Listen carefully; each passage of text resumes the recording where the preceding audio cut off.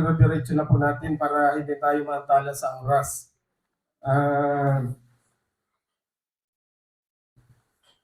Tayo po ay dadako sa family time. Ang ano po natin, ang ating pagbabasihan po ng ating pag-aaral, ito po yung galing sa Cavite Mission po. Yung Mind, Character, and Personality, Volume 1.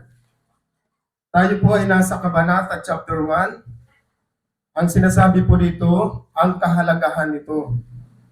Ano ba pinakamahalagang gawain? Una, ang sinasabi po dito, ang pakikitungo sa isipan ng tao, ang pinakamahalagang gawain na ipinagkatiwala ng Diyos sa atin. Ang isip at katawan ay pinamamahalaan ng batas ng buhay na dapat nating maunawaan at sundin. Kailangang pag-aralan natin ang ugnayan ng isip at katawan upang mapanatili natin ang kalusugan ng tamang pag-iisip. Sabi pa po dito, una, sanayin at disiplinahin ang isipan. Binigyan tayo ng Diyos ng kakayahan mag-isip at maaring paunlarin. Ang isip ay lumalago sa pamamagitan ng pag-aaral, pagmamasid, pagninilay at panalangin. Ang disiplinadong isip, kahit karaniwan lamang, ay mas makakagawa ng dakilang bagay kaysa matalinong isip na walang pagpipigil sa sarili. Ang tagumpay ay bunga ng malinaw na layunin at matibay na pagpapasya. Sabi pa po dito, ang edukasyon daw po para sa mga kabataan at mga guro. Ang kinabukasan ng lipunan ay nakasalalay sa mga kabataan. Ang mga magulang at mga guro ay may sagradong tungkulin at hubugin ang kanilang isip at karakter. Ang tunay na guro ay patuloy na lumalago at hindi nasisiyahan sa mababang pamantayan. Ang pagkilala sa sariling kahinaan ay humahantong sa pagpapakumbaba at pagtitiwala sa ating Panginoong Diyos. Sunod ang sinasabi pa dito, paghahanda hindi lamang sa buhay na ito kundi sa walang hanggan. Ang edukasyon ay parang paghahasik ng binhi. Maaring hindi agad makita ang resulta, ngunit ito'y lalago. Sabi po, ang pinakamataas daw ng agham ay ang agham ng Kristyanismo.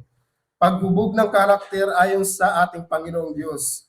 Ang isip ay dapat sanayin upang labanan ang tukso at iayon ang bawat salita sa ating mga pag-iisip at gawa sa mga prinsipyo ng salita ng ating Panginoong Diyos. Ang pag-unlad daw po ay dumarating sa pamamagitan ng pakikipaglaban sa sarili at laban sa kasalanan. Sunod, sabi po dito, tungkulin ng bawat Kristiyano.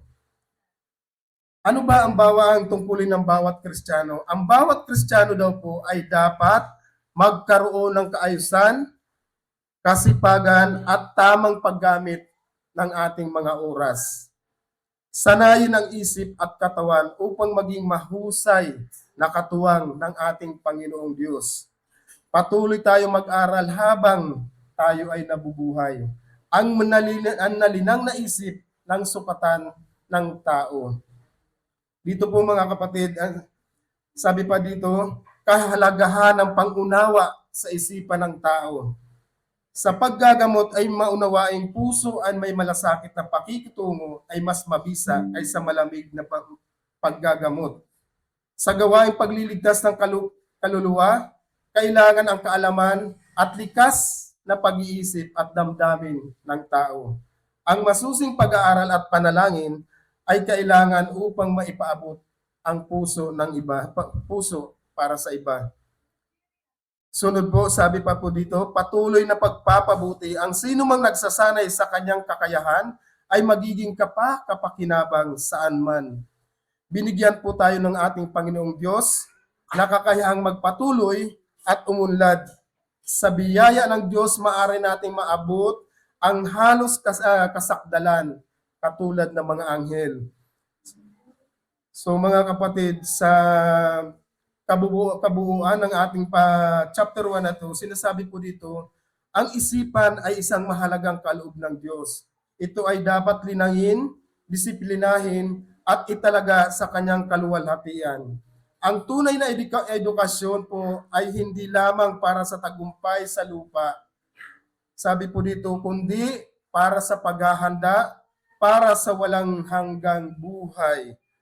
Ang taong nagpapatuloy at nagpapalago sa kanyang isip sa ilalim ng patnubay ng ating Panginoong Diyos, magiging kapangyarihang instrumento sa kanyang gawain ngayon at magpakailanman. Yun lamang po mga kapatid ang ating nasa kahalaga ng pag-iisip sa chapter 1 sa nasimulat ni Ellen G.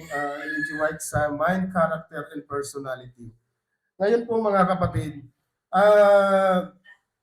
magkakaroon po tayo ng reflection. Siguro ang napag-usapan po dito, bawat per family po ang reflection. Kaya bawat family po,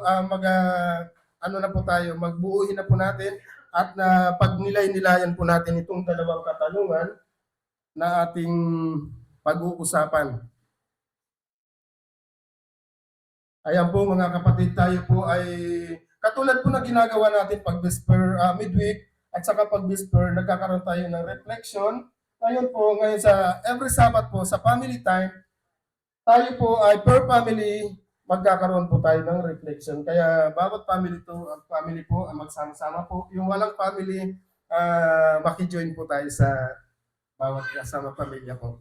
Ayun po, tayo po ay dumako na po mga kapatid para tuloy-tuloy po tayo sa ating programa. After niya, tuloy-tuloy po tayo ang Sabbath School natin. Pagkatapos ng ating pag-reflection sa dalawang katanungan na to, tuloy-tuloy po tayo sa ating Sabbath School program.